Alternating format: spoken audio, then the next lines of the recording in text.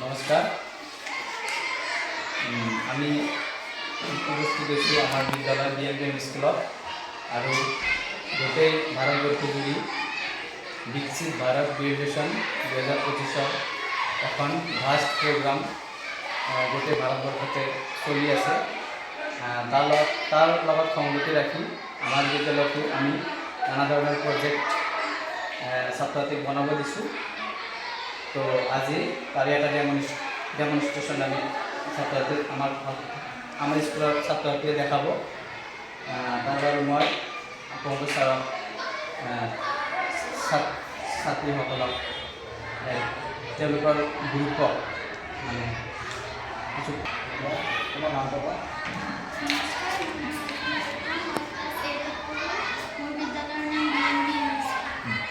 তুমি এইটো কি বনাই আছা? মাটি চাকি। এতিয়া মাটি চাকিটো যে তুমি বনাইছা, মাটি চাকি বনাবৰ কাৰণে আমাক কি কি লাগে?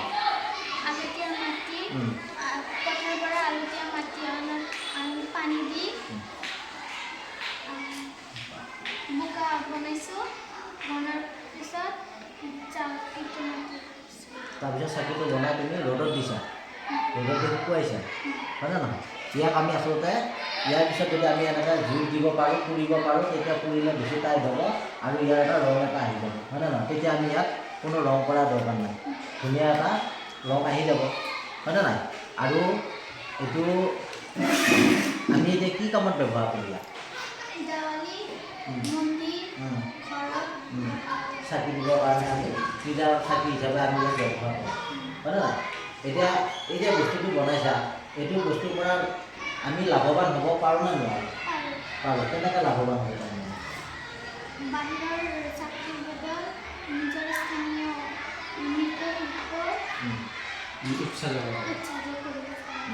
এই মৃৎশিল্পৰ যোগেদি আমি কি কৰিব পাৰোঁ?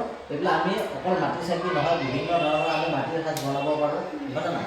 এই মাটিৰ সাজবিলাক বনাই উঠি আমি এইবিলাক যদি বজাৰত বিক্ৰী কৰি দিওঁ, আমি বিভিন্ন ধৰণে লাভৱান হ'ব পাৰোঁ। আমি ছাত্ৰ ছাত্ৰীসকলে যদি এইবিলাক বনাই দেখাওঁ, তেতিয়া আমাৰ কি হ'ব?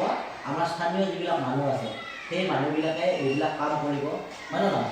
কাম কৰি তেওঁলোক যথেষ্ট লাভান্বিত হ'ব পাৰিব। আৰু আজিকালি আমি দেখা পাইছোঁ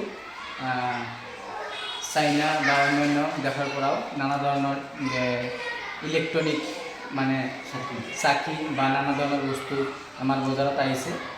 আৰু এনেকুৱা আমি নৃত্যশিল্পক যদি আমি উৎসাহ যোগাওঁ, তেতিয়া আমাৰ নিজৰ দেশৰ যিকেইটা শিল্পী আছে তেখেতসকলক আমি আৰ্থিকভাৱে সাহায্য হ'ব মানে সিহঁতক। তো এইটোৱে আমাৰ দেশৰ উন্নতিৰ বাবে আমি বিদেশী সা সামগ্ৰী ক্ৰয় কৰাতকৈ আমি দেশীয় সা সামগ্ৰী আমি ক্ৰয় কৰিব লাগে। সেইবাবে আমি এইটো এটা প্ৰজেক্ট আমাৰ ছাত্ৰ ছাত্ৰীক বনাইছোঁ। ধন্যবাদ।